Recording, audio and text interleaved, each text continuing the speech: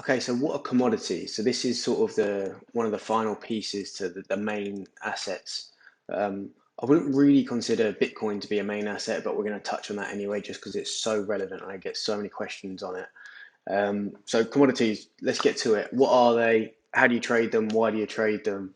Commodities effectively are the physical goods that we can trade. So these tends to be things like, for example, rice. You can get lean hogs, which are pigs. You can get coffee.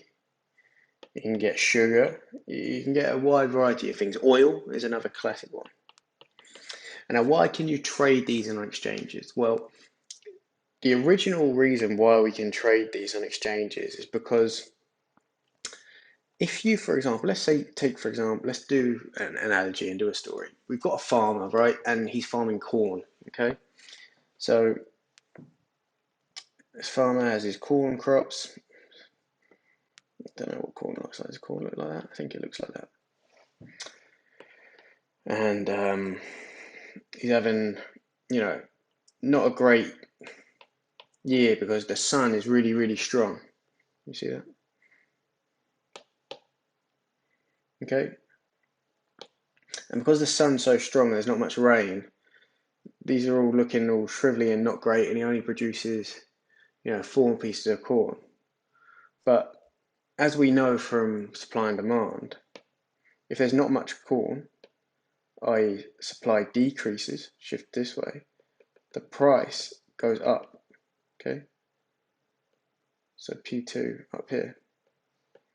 And if you don't get that concept, just go back to that first supply and demand lecture and just recap on it. Yeah.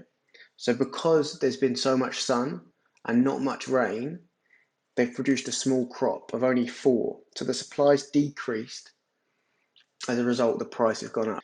But sometimes it's not so good. And sometimes there's a really good crop, which I know it sounds strange because you're like, what? But surely a farmer wants a good crop. And as a result, there's loads of corn, loads grows, right? But not just on his farm, but every farm around him. So these farms are getting loads of corns here. I can't believe how bad this corn drawing is. And so all these farms come on. And so what does that mean for our graph? Because of all of this. Let's think about it. What does that mean? So we've got a demand, it's pretty steady. The supply, this time, increases. And so what happens? P2 isn't there anymore, is it? If we look at the equilibrium now, so the price was here, the price is now decreased. Okay? P2 is now lower. So that means that the farmer is going to get less bang for his buck, which can be really bad for him, especially if, for example, the really good weather and the lots of rain happened in a jurisdiction where he wasn't based, and he had a really bad crop, but somewhere else had a really, really good crop, and they flooded the market with supply.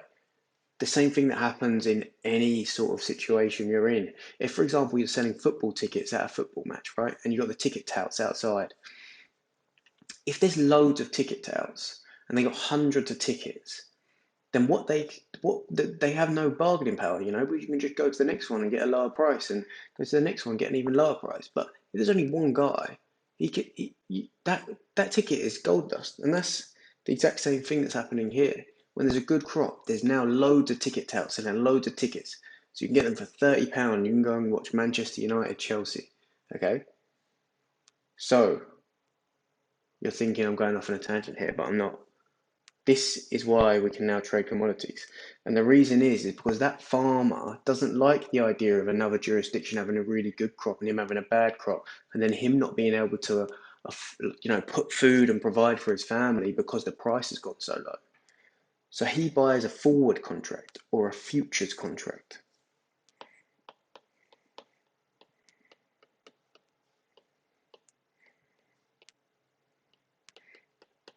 And what he says is, I want the right to sell,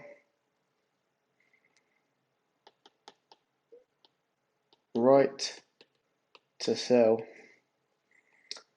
100 kg of corn at $1 per kg. That means even if the price goes down on the market to 0.80, he's got this contract here which protected him.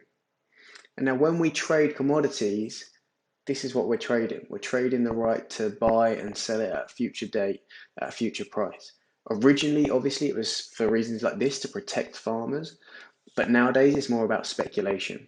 So let's say, for example, if you had some insider knowledge and you were even better than the weatherman and you could predict the weather forecast, and you could use that knowledge to effectively buy and sell futures contracts.